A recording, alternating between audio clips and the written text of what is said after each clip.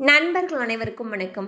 இன்னைக்கு நம்ம இந்த வீடியோவில் ரேஷன் அட்டைதாரர்களுக்கு மிக முக்கியமான புதிய அறிவிப்பு ஒன்று வெளியாகி இருக்கு. ஸோ அது என்ன அறிவிப்பு அப்படிங்கிறத இப்போ நம்ம பார்த்துடலாம். ரேஷன் கடைகளில் பொருட்கள் வாங்க தற்பொழுது கைரேகை கட்டாயமாக்கப்பட்டுள்ளது.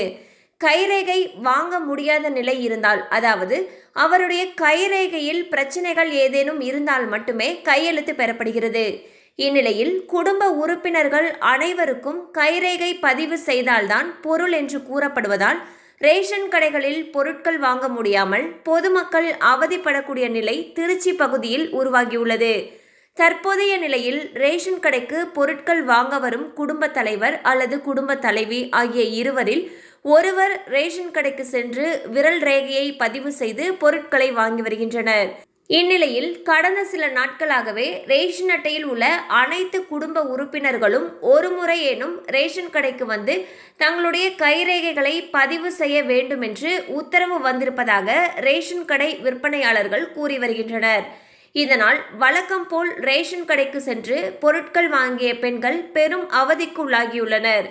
குடும்ப தலைவர் வெளியூர் அல்லது வெளி மாவட்டங்களுக்கு கூலி வேலைக்கு செல்லும் நிலையில் மீண்டும் அவர்கள் 2 அல்லது 3 மாதங்கள் கழித்துதான் வீட்டிற்கு வரும் நிலை உள்ளது. அதே போல தங்களுடைய மகன் அல்லது மகள் வெளியூரில் பள்ளி அல்லது கல்லூரியில் தங்கி படிக்கின்றனர். அவர்கள் எப்போதாவது ஒரு முறை மற்றும் வரக்கூடிய நிலையில் எப்படி இங்கு வந்து தங்களுடைய ரேகைகளை பதிவு செய்ய முடியும் என்று கூறி வாக்குவாதத்தில் ஈடுபடும் நிலை ரேஷன் கடைகளில் அடிக்கடி ஏற்படுகிறது. இதன் காரணமாக தங்களுடைய ரேஷன் பொருட்களை வாங்க முடியாத சூழல் ஏற்படும் அபாயம் உள்ளதாகவும், ரேஷன் பொருட்களையே நம்பி வாழும் ஏழை மற்றும் நடுத்தர குடும்பத்தை சேர்ந்த பொதுமக்கள் இதனால் மிகவும் அவதிப்படுவதாகவும், எனவே இது போன்ற உத்தரவுகளை மறுபரிசீலனை செய்ய வேண்டும் என்றும் மக்கள் கோரிக்கை விடுத்துள்ளனர். ஸோ வந்து பார்த்தீங்கன்னா, குடும்ப அட்டையில் இருக்கக்கூடிய அனைத்து உறுப்பினர்களுமே ரேஷன் கடைக்கு வந்து அவங்களுடைய கைரேகைகளை பதிவு செய்தால் மட்டுமே ரேஷன் பொருட்கள் வழங்கப்படும் அப்படின்னு சொல்லிட்டு ஒரு சில பகுதிகளில் இந்த பிரச்சனை நிலவி வருகிறது. ஸோ குடும்ப உறுப்பினர்கள் ஒவ்வொரு பகுதிகளில் இருக்கிறப்போ அவங்களால உடனே வந்து கைரேகை வைக்க முடியாத ஒரு சூழ்நிலை இருக்கு.